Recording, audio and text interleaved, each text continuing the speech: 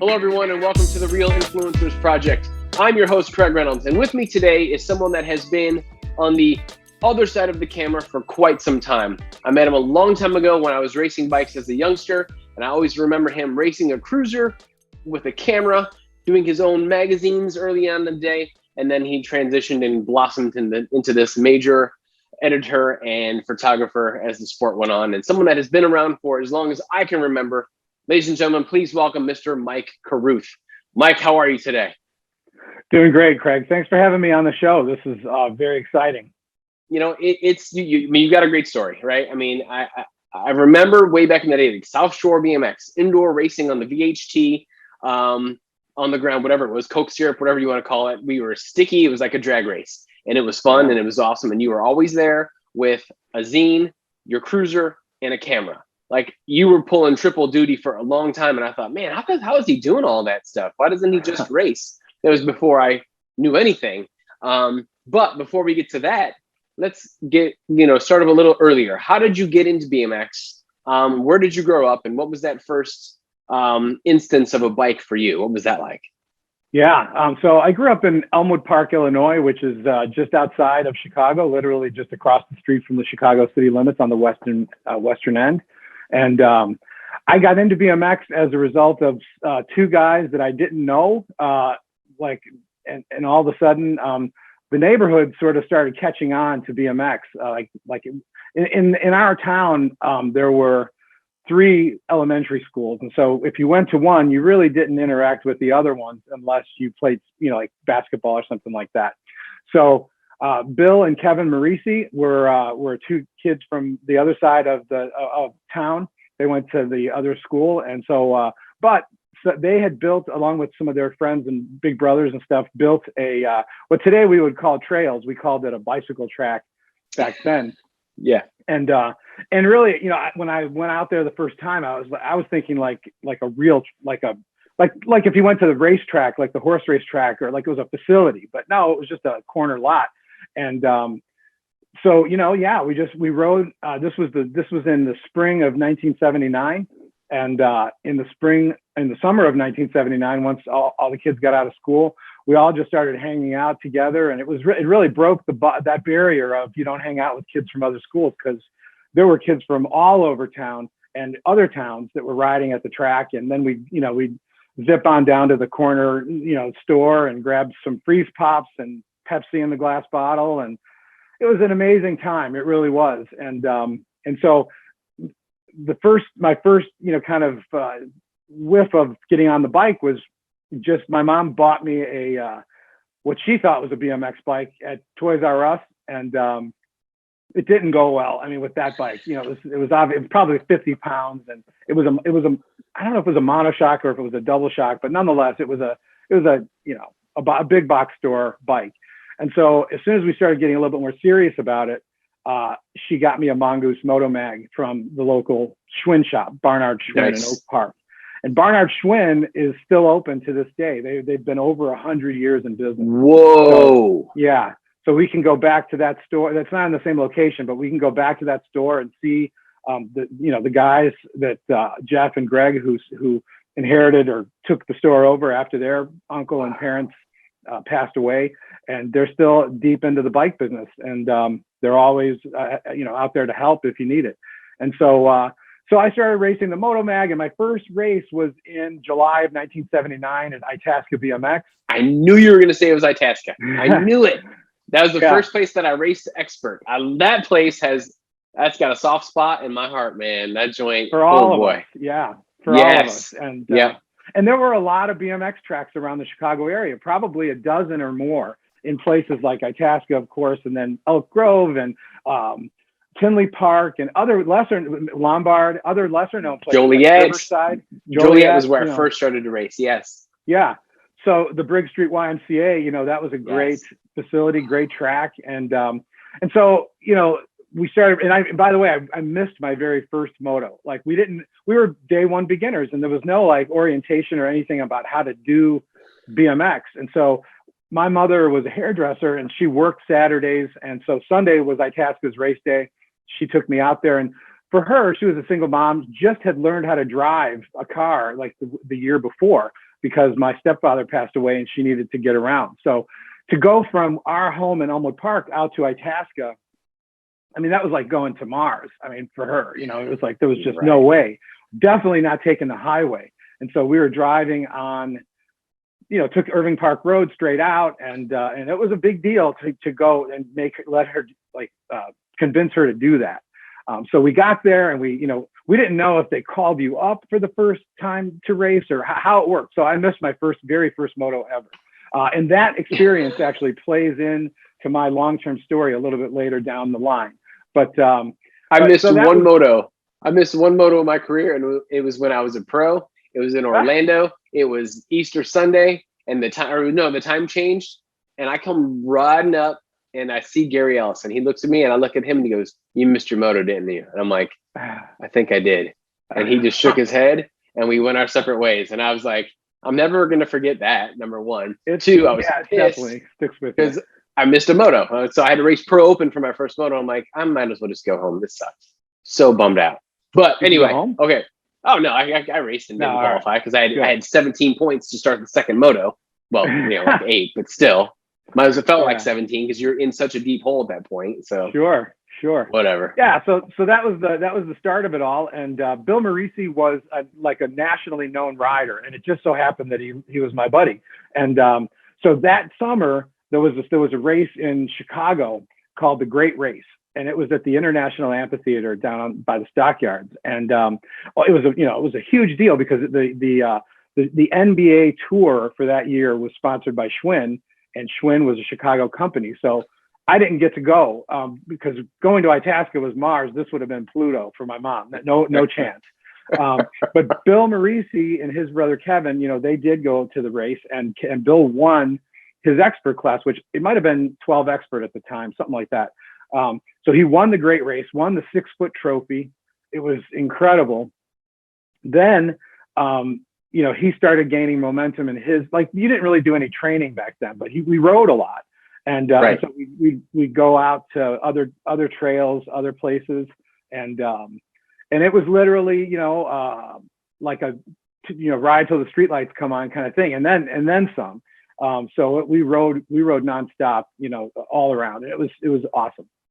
Well, that was our training though, right? I mean, that was the fun part about it. The love of it was so cool, and then all of a sudden you get to go race as well. Like, this is awesome. Like, we're gonna do this whole thing, and that was it. That's all you needed to do at that point. I mean, plus if you're doing sprints on a 36-pound bike, you're going to get stronger regardless. Well, no choice. Sure. Right. For sure. Yeah. And we had staged races around, a little around our bicycle track, but around a little like a cement course. It was no jumps or anything, but we had to train for indoor season because it was, that was the thing. We raced on concrete in the winter. So like you said, at South Shore and the Odium and places like that. So. Right. I used to love the Odium. That was so much fun to go there. I didn't like it when they would just spread rosin down and you would just slide everywhere. Yeah. I couldn't keep it together. I was like, I can't stop in time. Well, the Odium as a facility just was sold, and they're auctioning everything that was contained in the building. They're auctioning it off. So that is, nothing BMX related, but they're the full to the bare walls. They're going to tear it down, I think, and make a cement plant or something out of it. So really, go buy some of the seats, man. Buy a seat, and I'll pay you for one. All right, I'll check it out. It's an online auction. And I'll send you the link later on. Oh, please, that'd be great. Graph auction. Yeah, good stuff. Moly. Such a cool. Such an amazing area that we got to grow up in and be a part of. From all of the variety of outdoor tracks we get to race, and in such a small area.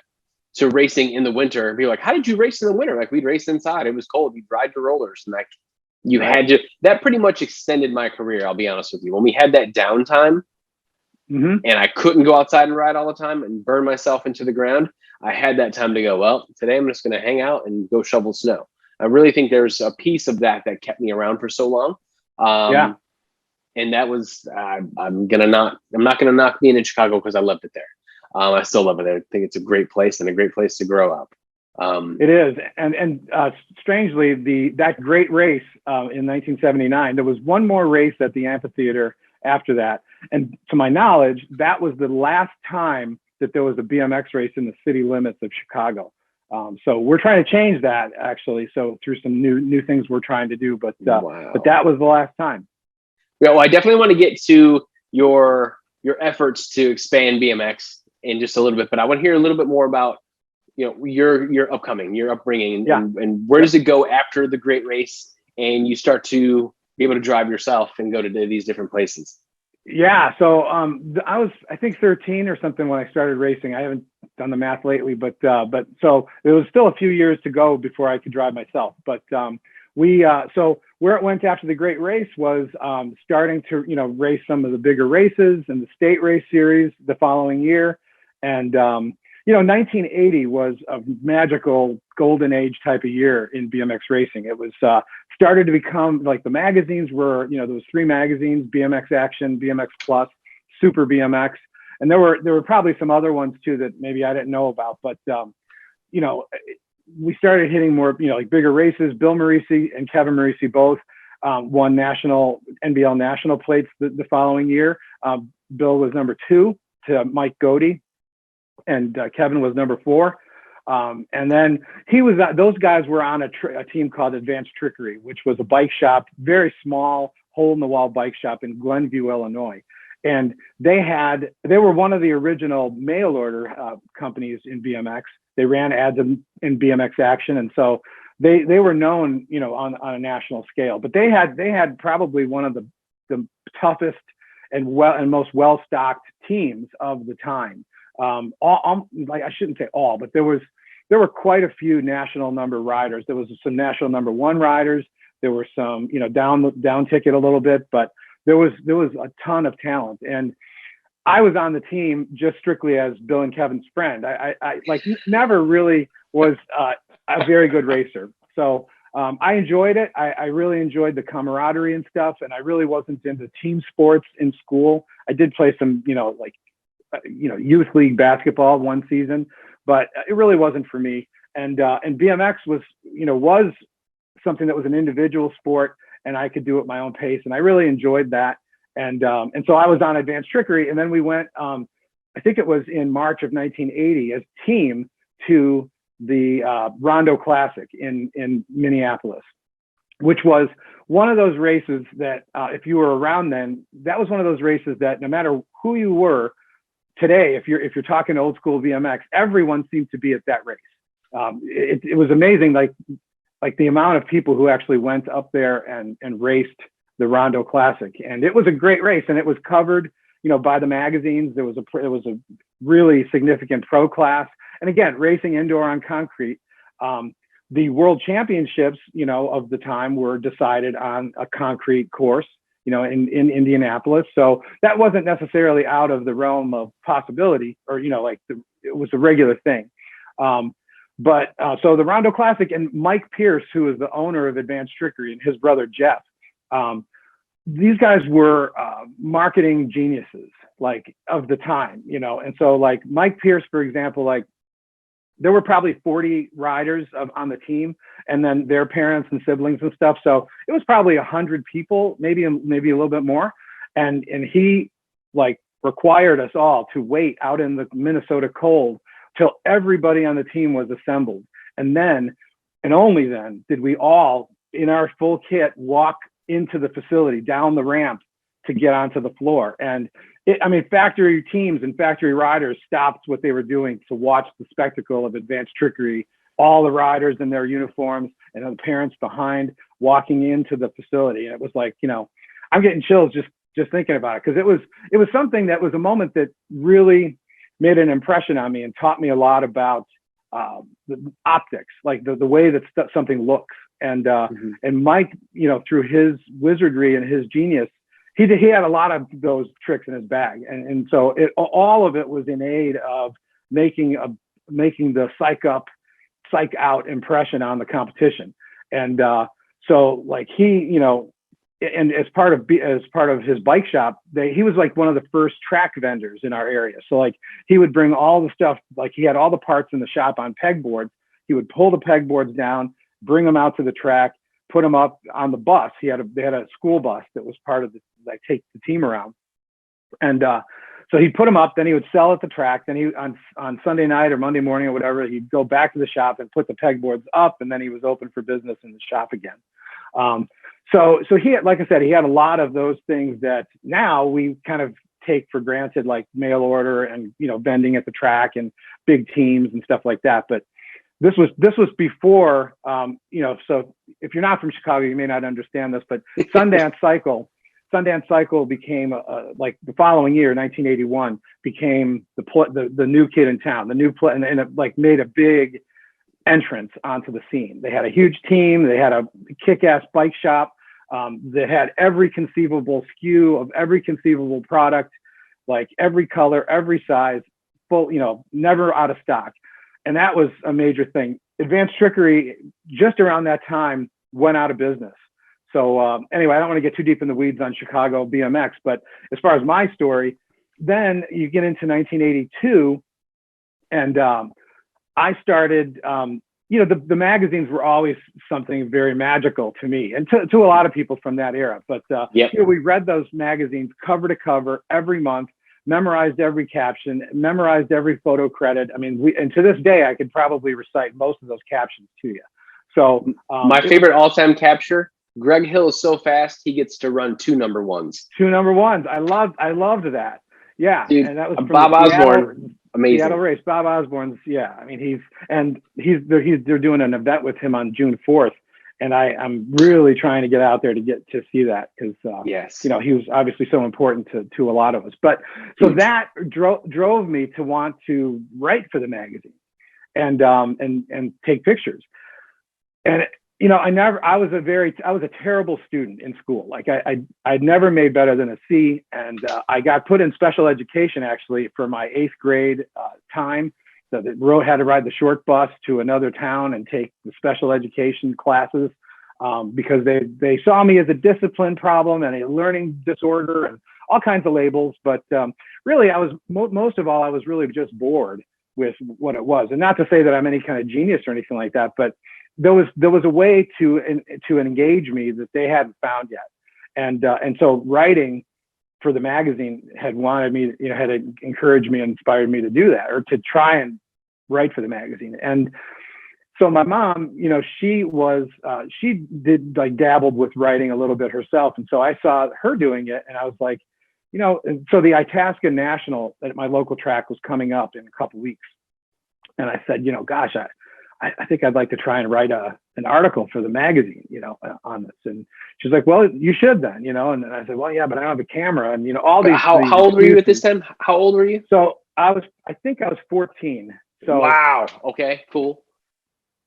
So yeah. And this would have been July of 1982, or was it 81? No, it was 81. Forgive me. July of 1981. Okay. And so, yeah, 14. So, so she said, I'll get you a camera, and, you know, then you can call some of these magazines and see if you can get them to hire you to do it, you know? And I did reach out to all 3, but the only one who actually responded was Mike Collins from Super BMX, which was sort of not the A list, not the B list, but the C list magazine. But nonetheless, I didn't care because I was on board, and he was like, yeah, well, you know, you can submit an article and photos, and we'll pay you. You know, we'll pay you. It's only going to be X amount per word or whatever it was, but it didn't matter. I mean, it was getting published in one of the magazines, and that was the big deal to me. And I blew my first deadline just out of the water, ridiculously. So much so that it's like there weren't cell phones or, you know, faxes and stuff, email and stuff, of course. And so so much so that they sent a Western Union telegram to my house to say, you know, when are you going to be submitting your story? We got a deadline. And that issue of Super BMX, which I don't remember which one it is. I think it probably like November of 1981. Actually, and so the story missed the issue. I blew the deadline. The story missed the issue. Just like missing my first moto in racing, I missed my first deadline in journalism. And so, hey, you might want to talk to Giverson, because whatever issue that's in there, he just posted something on Instagram saying he's got tons of magazines he's getting ready to get rid of. You might want to see if he's got it if you don't have it. I don't. I have the one. So the punchline of that was that it missed the issue, but on the cover, it says racing Illinois, comma, Texas, comma, something else. And there was no Illinois racing because I blew the deadline. So, sorry. But I haven't really been able to find the issue that actually did have the race. So I don't know. I think it had to have run, but I just didn't see the issue. But anyway, so they didn't hold it against me, thank God. And so it came to a point where the following month, it was the NBL Grands, or well, sort of the following month, the NBL Grands in St. Louis, and I covered that race for Super BMX. Took the pictures, and they were terrible. And so they really, I mean, looking back, it's fun to look back at those issues and, see the writing style of a 14-year-old that, tried to use big words and tried to use like clever turns of phrase like Bob Osborne, but couldn't pull it off. But still, it was cool. And so then I covered the Silverdome race next, and then the World Championships in Indy. And Knott's Berry Farm over Thanksgiving. Oh, so cool. So, yeah, that was like 4 months of really great, like legendary races that went down in BMX history. And I was, just lucky enough to be part of it. I missed all of those I started in 81, didn't start going to nationals, I think, until the end of 82, the NBL Grands, I think, is when we started to pick up pace on that. So I missed those races, but I remember reading about them. And you're right, they're historic. Like racing in the Silverdome, are you serious? Like, yeah, just thinking awesome. of that, I see the picture of Harry doing the tabletop, or is it? I think it's the tabletop, isn't it? It's just black and white. I'm like, how did I miss that one? Dang. The color shots from that race on BMX Action were incredible. I mean, like stuff that I still to this day try to, replicate and can't.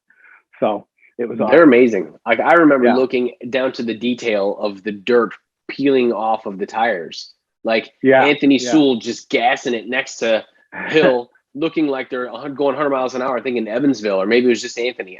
They look like they're so fast, just the way that they were able to shoot it and drag the shutter and just blur it. But yet Anthony on Murray, no gloves, completely crisp and clear. Like, what? Yeah, no, I mean, and if you looked at my work over the years, my BMX, photography in the modern era, you'll see a lot of influence from that and from that type of stuff. Cause I mean, I just love it. So, and to this day, I try to replicate it. And I mean, I've brought my own creativity to it as well. It wasn't all stolen, but I would say you're no slouch, my friend. I don't think for a second what you do is anything less than spectacular as well. You've been a huge component of the sport for a long time. Thanks. So when I first met you, it was indoor, Michigan City indoor in the wintertime. You were already well established in what you were doing. How did you get there and where did you go from there? Because all of a sudden I was like, it was Scott Town, Mike Carruth, and a couple other dudes. And all of a sudden Mike is gone. I'm like, I don't know where he is. What happened to Mike? Abducted by aliens. So one important part of the story is a company that I founded called BMX Underwriters. And so in that 1982 timeframe, bike parts were expensive, and even though I was making a little bit of money at the magazine, it wasn't enough to like buy new bikes and buy parts and stuff like that. So I came up with an idea that, hey, there's all these write-ups, like product tests in magazines. And, maybe I could write some of those product tests, and they weren't all too interested in that. And Super BMX, who I worked for, had their own test riders and stuff. But so I was like, well, maybe I could come up with an independent product testing service that I could, go and pitch to, companies, and they would either pay me or give me parts to test out, and then I'd write an article for them. So if not the very first, one of the first, and it wasn't a scam, it was like a real thing. Like I would really write the story, I would really test the products, and submit this this report, which was had no force or effect whatsoever, but still one of my very first projects or companies that hired, didn't really hire by pay, but gave us product, was Charlie Danishek at DK. And I have the letter to this day that, was on this super sketchy letterhead and stuff that was, typed up and, addressed to Charlie at DK. And he sent us the product, and it was a first generation DK stem, which was the one with the pointy, it was squared off and not on the ends. So if you slipped the pedal and hit it, you'd be cutting your knee pretty bad. So there's no pain like slipping a pedal and hitting the stem. Nobody knows that. That one's right. Hell. So BMX Underwriters, became a thing, and then I started a team, and in the local area, it was kind of a big deal where we had some pretty good riders. We couldn't afford to give them anything really except the products that we got to test, and those were sort of B and C level products because the A-list people didn't really need to give us or want to give us any product. But I did make some industry friends through that and started going to more races, and so. I did a zine called BMX Now, which was in 1983. And so the BMX Now zine, you covered some crazy things, just like tales of our trips to Canada and some things like that. And so somehow one of the copies of the zine made it to John Carr at BMX Plus. And this was now fast forwarding, we're in 1985. And so Harold Magruder was leaving his post as the associate editor at BMX Plus to go and run the team at CW. And so John calls me up and he's like, hey, I saw that zine, and would you be interested in coming to work at BMX Plus? And so I was like, yeah, and it didn't quite sink in that I'd have to be moving to California to do that. There was no remote working at that time. And so took me a second, and he's like, okay, great. So can you be in Los Angeles in 2 weeks? And so I went from, just being around the local area and, and so I was running freestyle competitions then. We did in the spring of 1985, we started a thing called the World Freestyle Organization. And it was myself and Mark Luhman started that actually. And then Lou broke off and went doing some other things, but I was running contests. Some pretty amazing things too, right? Yeah. Think about the nucleus. Absolutely. Think about that group that you ran with, dude. Think about all the stuff that branched from that. That's a story in itself. It is. It's a great story. It really is, and it's again one of those things that makes BMX so special is that that a 14-year-old kid can do stuff like that, and by that time I was 17 or maybe pushing 18, maybe. I don't remember the math, but so I was running freestyle competitions, and I did one for Rick Moliterno's bike shop, Bike and Hike, which he worked at the time. And so we did a contest up there, and we did one at the Briggs Street YMCA. That was the very first one actually. And that was in May of '85. And it was Dennis McCoy's very first freestyle competition that he ever participated in. No way. Yeah. And he and Brian Belcher and a bunch of guys drove from Kansas City overnight to get to Briggs Street by that time. And I don't even know how he heard about it, but I still have his WFO card. So Dennis, if you're listening, I'll send that to you. I'm going to send this to him. I'll find his email and I'm like, hey, you're in this. That's awesome. So it was cool. And those guys, obviously they came and they tore it up, and it was awesome. And so I was running freestyle competitions, and then I was doing a little bit of BMX Underwriter stuff, but John Carr offered me this job. And so I dropped everything and scooted out to Beverly. And then that was that era, that was kind of the end of the first chapter of the story, kind of. Then it starts up again, and once I get out there. And right. Well, it's pretty amazing because now you've kind of set the tone for how Scott Town got out there and moved in and lived with you guys for a little bit before things took off for him in a different direction as well, which was pretty awesome too. Great story. So now you're in California, BMX Plus. You're working with John Carr, another amazing photographer who I hope to have on the show soon enough as well. And your career is completely in a different spot than how it started riding bikes. Now you're documenting and covering bikes and seeing the sport from a different perspective.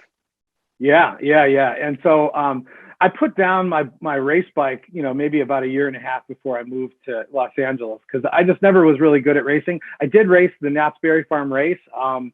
my bike got stolen the day before. And so we were staying with Lance and Jason Jensen. And so we went to visit a woman named Denise Barter, who was the marketing person for Premier Helmets. And so we went down, she lived in Hermosa Beach. I got a Premier helmet, my very first helmet, hanging in my garage. There you go. So it worked. Loved it. Yes. So good. So we were in Hermosa Beach. We rode, it was like as a group, Jason and Wendy Edmond, who was staying with them too, and a couple of other kids. And we rode down to some mall, and we didn't lock the bikes. We went in to play some video games at an arcade, not far away. And so my bike of all of them got stolen because it was a cruiser. So it was a 26-inch GT cruiser. And so it got ripped off. So I was all of a sudden racing someone else's bike. We didn't know who. And Lance, was pretty well connected in the industry, and he talked to a few people. And so I got to race Denny Davidow's Bassett 24 cruiser and Kevin Harlow's DG 24. And that was the first time I rode a 24. And so that was dude, that's pretty awesome, man. Yeah. I brought it up to Kevin not too long, maybe a few years ago at a race, and he didn't remember. So that was all good. But I would never forget it. I mean, it meant a lot. Just not to mention those guys, such star power guys, lending some kid that they don't even know his bike to race in a cruiser class. But that race was a good race. It was one of those epic races, but it also rained terribly the days leading up to the race. And so that was a cool race with a cool concept because they had two tracks, one for like the 10 and unders and one for the 11 and overs or something like that. And they wove in and out of each other. And they had two starting gates and two motos, I think, were on the track to the tracks at any given time. And we actually kind of, every grand time when it's the biggest race ever, we always talk about like, how do we make this race any bigger? I mean, it's like, it's almost 1,000 motos. How are they going to make it bigger? It's like, well, you could just borrow that concept from the Knott's Berry Farm race, which would be kind of a poetic return because the whole concept of why that race existed was to compete with ABA Grand because it was run on Thanksgiving weekend. And so, yeah, but I think that would be really cool if they did have that, and then they could have two announcers. And nowadays with Wi-Fi and stuff, you could just tune into the B track or the A track announcer. And see, this is how we get into the stage of you and your creativity and growing the sport and some of the stuff you did with Donnie Robinson. So here we go, Mike Carruth, back at it, dude. We're left you off. We were in California and talking about Knott's Berry Farm and how to grow the sport. Now I know you've had your time in growing the sport, and most recently you've been doing a lot of growth in the sport with how to get more riders involved and the process that you guys did with that, and also now with the Illinois BMX Hall of Fame, which is long overdue, and I don't know how you guys are going to pick people because there are some studs. So good luck with that. And how do we grow the sport? So in 2009, we kind of skipped over a little bit of it, but it's not. So I got out of BMX in 1989, got back into it. I started a company in 1992 called Mac University, and we taught like Macintosh computer apps to creatives, to art directors and designers and photographers and such. And then that's where you went. That's awesome. Yeah, that is that's so where cool. I went. Right. So from 92 to 2007, that's what I did. And that company turned into Digital Bootcamp. And then I sold Digital Bootcamp in 2007. And it sounds better than it was, but nonetheless, it was good because I missed the, people, you sold your company, people expect that like you're going to be on some island, with Lambos and stuff. And it's like, dude, I sold Reynolds Racing, same deal. Look where I'm at. I got enough for some extra guac on a couple Chipotle orders. That's about it. That's the club. But, yes. But I did, the one thing I did miss was the terrible economic crash of 2008. And so that would have taken us down, no question about it, because everyone just pulled in turtle style. And so anyway, I got back into BMX in 2008. I was interested in I was spending a lot of time on vintagebmx.com, like just as a user, like typing up posts on the forums. And so at one point I was like, gosh, maybe I could buy this website from the guy that owns it, And so I reached out to Shannon Gillette because I thought he owned it. And he's like, no, it's this other guy, Bill Curtin, who owns it. And so Bill and I got together on the phone. And then, so within a couple weeks, I was out in Phoenix and we were completing the deal, and I bought vintagebmx.com. And so in September of that year, I was interested in, I was back to doing shooting and writing and stuff, because just on on Vintage, which was huge at the time. VintageBMX.com at the time was getting 1.2 million page views a month. So it was a serious thing. Yeah, definitely a serious, success. It's a full-time job. Those guys built a really awesome site. And so anyway, I through just some strange circumstances acquired BMXnews.com in September, October of that year. And so that was, I was off to the races again, literally. And so I was writing and shooting, and I was going to, a lot of nationals, probably 20 or 25 nationals a year at that point. And, but in 2009, on one of the vintage forums, we would always have these how to grow the sport threads, like growing the sport, how to do it. And then everyone would chime in with their ideas, and it was sort of like, picking horses in the racing forum without any intention of betting on any of them, but everyone's got an opinion, Yeah.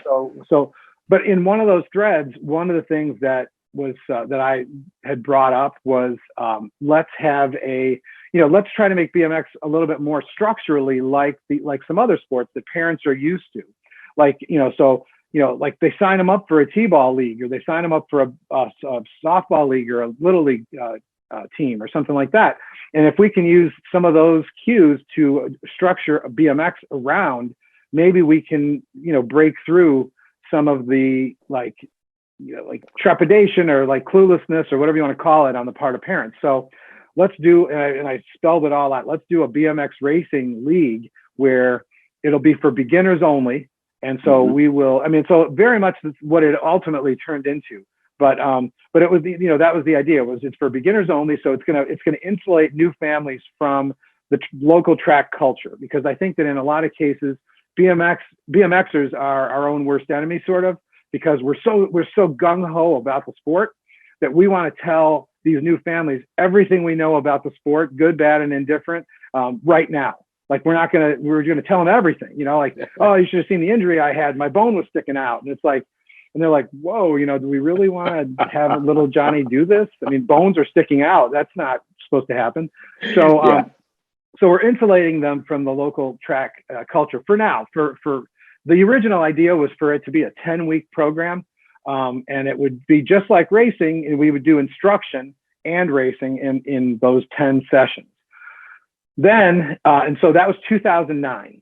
And so the domain name bmxleague.com, I reserved it in 2009, like October, December 2009. And so, but it took another 7 years before in 2014 or 2015, I had been helping out Donnie Robinson and Mike Day with their Pedals to Metals. It was a website and a service for a while to do coaching, and they did a Winning Wednesday thing. It was very cool. So, but Donnie and I, Donnie came to the Rockford National, and he and I rode together to South Park, which was the following week. And so in that, and all the while I had been trying to, refining the league concept. And talking to people about it in that same way, like I said, the picking horses in the racing form thing. No one was really, BMX in general has never really had much appreciation for the key role that beginners play in the sport. Unfortunately, because we lose like 40% of our participation base every year. Or at least that's what it was at one point. So 40% of those people who were racing this year aren't racing next year. Right. And so we need to replace them in order to just stay at zero. We need to get 40% new people in. Right. And so why are they leaving? Did you ever figure out why they were leaving? Well, they leave for a variety of reasons. Sometimes they turn intermediate, and then they see that it's getting more and more serious. pressures to go to bigger races that they don't want to spend the money on. Local track culture is toxic sometimes. There's a whole bunch of reasons that people quit. But one of the main reasons is that there's really nothing to, like at that time, there was really nothing to onboard them, what we would call in the corporate setting, onboarding. Bring a family in, teach them what they're supposed to do, teach them how this BMX thing works. Focus on the fun, because again, you know, with the local track culture, it's like they want you to hire a coach and start sprints and everything like the second race, like right away, you know, and it's like you can't really, that's not good. I mean, it's not a good formula for retention. So I had 8 hours in the car with Donnie, and so he was very nice to you know, kind of indulge me for that time, where I was trying to convince him that beginners were the most important thing right now for our sport. I mean, like we're stuck in neutral as far as our growth of participation. Supposedly, we've never been over 100,000 unique members in the history of the sport, and I think that may exist to this day. So if we've never been over 100,000 unique members, then you know we clearly have some work ahead of us as far as what to do to marketing this thing. So Donnie listened, and he was like, you know, that's a cool idea, but I don't, you know, I'm not really into beginners, and you know, or he sort of like patted me on the head, you know, verbally. It's like, yeah, thanks, you know, that's really cool. But then, you know, over the next year, we started talking more about it, and he was kind of, you know, sunsetting his racing career, and was kind of like, you know, in the mood to the next big thing, the next thing for him. And he was, you know, I mean, he may have gone out and got a job somewhere, like, you know, selling cars or who knows what, you know, which is great. I mean, he'll do great at that, or real estate in Napa, whatever. But he decided to say to me at one point in 2016, like August of 2016, he's like, I'm tired of talking about it. I want to do it. I'm going to do this. I'm going to start a league in Napa and just see what happens, you know? And so he put out a Facebook post and started doing it. I think he got like 35 or 36, you know, people at his first league in Napa. And that is a number that was so, like, he and I rewind for a couple months in the spring, we went to the USA BMX Summit in Vegas. And we sat in on some of the, you know, we had talked about it with ABA quite a bit about what the league was and the idea behind it. And they weren't too interested, but they were, again, patting us on the head saying, you know, if you want to come and talk about it, come and talk about it. That's fine. So they gave us a roundtable slot. And so, you know, we gave our pitch, and then these track operators, there was like 8 other track operators at the table, and they were sort of sitting kind of, arms crossed, you know, with a lot of skepticism on their face and body language. And ultimately, you know, a couple of them said, you know, I've been doing this for 25 years, and there's absolutely no way you're going to get 10 new people to show up at the track, because we struggle to get 1 or 2 every season, or a month or something like that. And there's just no way you're going to get 10 people to show up. Well, I mean, so since then, you know, I have an open house next week in Waterford that has 100 people signed up. So it's definitely, you know, the format since, and so Donnie, in running his league, that was kind of like a fast forward there. But so wait, Waterford as in like Waterford Bikes? You're going to go hang out with Richard Schwinn for a little bit? Waterford Oaks, Michigan. Okay. Yeah, he was either one of the two. Either going to Waterford or I would love to go. I would love to go and hang out with Richard Schwinn, because oh my God, he's got like, for those viewers, Richard Schwinn, he has some YouTube talks where he talks about the history of Schwinn Bicycle Company and you know, growing up in the business and, you know, all that. It's fascinating stuff. And there's a really great book called No Hands, and it's a chronicle of the Schwinn Bicycle Company. So good stuff. Yeah, no doubt. I would love to have him on here too. That'd be amazing, even if it's for 5 minutes.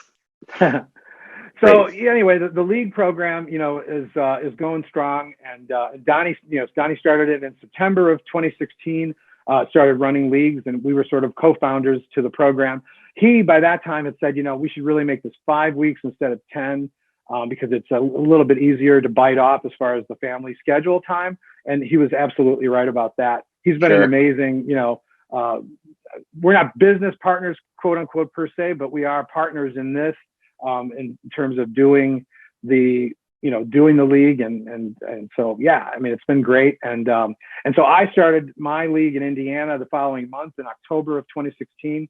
And Jackie Altizer, the track operator there, has been Steel Wheels. Yeah, Steel Wheels is awesome. And she was very, sympathetic to my pitch. And she's like, well, I'm not, sounds good. Let's try it. Let's give it a try. And so if you talk to Jackie today, she would definitely credit the league program with, quite a bit of, saving the program to some extent, like where a whole new batch of volunteers come in. We bring in, people. We've had as many as 92 riders signed up for the league over there.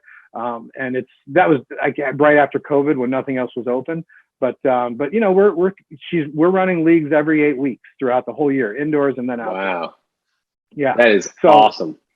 And trying to convince tracks to do it, because they're still sort of thinking in that pre-league mindset where, I want more riders, but I don't really want them that bad. So, but to the track operators out there, it's as close to a magic bullet as we can get at BMX as far as bringing mass amounts of people in. And like, we've got a brand new league starting up in Humboldt County, California this weekend, 42 riders. And the track operator actually asked us to cap it because, as a first league, it's a lot to handle on the first time out. So we capped it at 42. And so they're going to run it at Redwood Empire BMX, and they're going to have a great time. Dude, that is amazing. And I remember seeing back in the day that you two are partnering up on something like this. And I didn't have the details, but it sounds fantastic. And it's obviously great for the sport. And I think if you can show the results, other track operators, I should say, should jump on board because they're seeing the results, which is great in other tracks. Absolutely. I mean, no question that it is extra work. And, most track crews, most track operators and their crew are, overspent as it is. But, I always say, even if you have to, you've got a 3 or 4 moto Tuesday race. Well, let's take that off the schedule for a little while and put a league there, and then that'll feed the Saturday racing and the Friday night practices and all the other stuff, and It's like you got a whole new revenue stream because the people that are coming in for leagues, they're interested in things like concessions. They want to buy track merch. They want to, hey, my brother owns a paving company. We'll come and redo those turns. No problem. And so it happens all the time where new families come in. They're super stoked. They love the idea of this new thing that their kid is into, and they want to give back. Which is fantastic. I love that. That's me. I remember I loved going to Wednesday night practice at South Shore BMX. Wednesday night practice was where my dad would get home, jump in the car, drive straight out there in the middle of the winter. Like, that was the only time I could get on my bike during the week. That was a huge part of it. Like, I loved it. That was so much fun. So, where are you going now? What are you doing? And if someone wants to get a hold of you for any of the track stuff, how do they get a hold of you? So what I'm doing now is I'm running leagues. I've got 11 of them that I'm helping. It's like it's the track's league, so it's not our league. It's the track's league. It's their independent league. We're just helping them. Donnie and I have a service that we call League Runner, and it's we just help them with the back office details. Like, we help them run the ads, and we help them do the points keeping, and we set up a website for them for enrollments, and we handle all the back office stuff. And then the track, all they have to do is just run the day of event. And we have some curriculum that we give them. Donnie developed a training curriculum, which is instruction. It's not coaching. So there's a difference, and we try to make even a separate vocabulary for league versus what we call open racing. So open racing is the regular, quote unquote, regular BMX program that happens at the track. And so we open racing, we call it open racing because it is like open bowl at the bowling alley where you can just show up to sign up. That's the normal BMX program. Whereas leagues, you commit for a certain period of time and it's more structured, and that's what a league is. So open racing is, the normal BMX program. Got it. But as far as what I'm doing, so I'm helping tracks run leagues. I'm doing my bmxtshirts.com, which is it's mostly league apparel now, but we're just about to launch a new website, which has more, specific, like stuff that regular BMXers would be interested in. I have a program that I've developed called Big Ups Fitness, and it is it's not really a physical fitness program, but it is more like a mental fitness, mental challenge kind of thing for people who are like 100 pounds or more overweight. So like one of the big challenges is that, people who are, very, very overweight, they feel that there's just no way to overcome it. There's just no way to like start, and so the Big Ups program is going to be an app that they can download, and then every day it'll send them a little schedule of what to do. And we have 16 what I call efforts. They're not really exercises, but they're all based on ups. So it's like get ups, wake ups, stand ups, etc. And there's there'll be a little video showing what that is, and then they click to say that they did it that day. And what you're trying to do is we're trying to help them string together 30 days to make, create a habit to actually go through and do that. Like, set their program in motion. Awesome. Ingenuity at its finest. You've always been one that has cut your own path, and I've always admired that. I think it's really cool, and it's neat that you went from BMX to software teaching to teaching bikes to more software to really help people overcome some things that they feel are their physical and mental odds, which is amazing, dude. So very, very cool. You've been a friend for a long time. I missed you all those years. Same here. But man, it's so nice to be able to catch up when we do, and it's great to see you on my show. And thank you so much for your time today, man. This has been fantastic. I know you've got a lot more to share. I know we glossed the surface of everything, but man, we could do it again. I mean, and it's I'm always an honor for me to be open for it. Yeah, thank you. It's an honor for me to be here, and thank you for the opportunity. Absolutely. Well, we're going to keep doing some more of these. Hopefully, we'll do another one with you sometime in the future. But for now, if you guys like what you're seeing, please make sure you subscribe here on YouTube. And if you're listening on Apple Podcasts, you can subscribe there as well. Make sure you go check out Mike Carruth and all the cool things that he's got going on. And Mike, thank you again for your time today, buddy. I really appreciate you. Great seeing you. Enjoy the rest of your day, and I'll talk with you soon. Thanks, Craig. Appreciate it.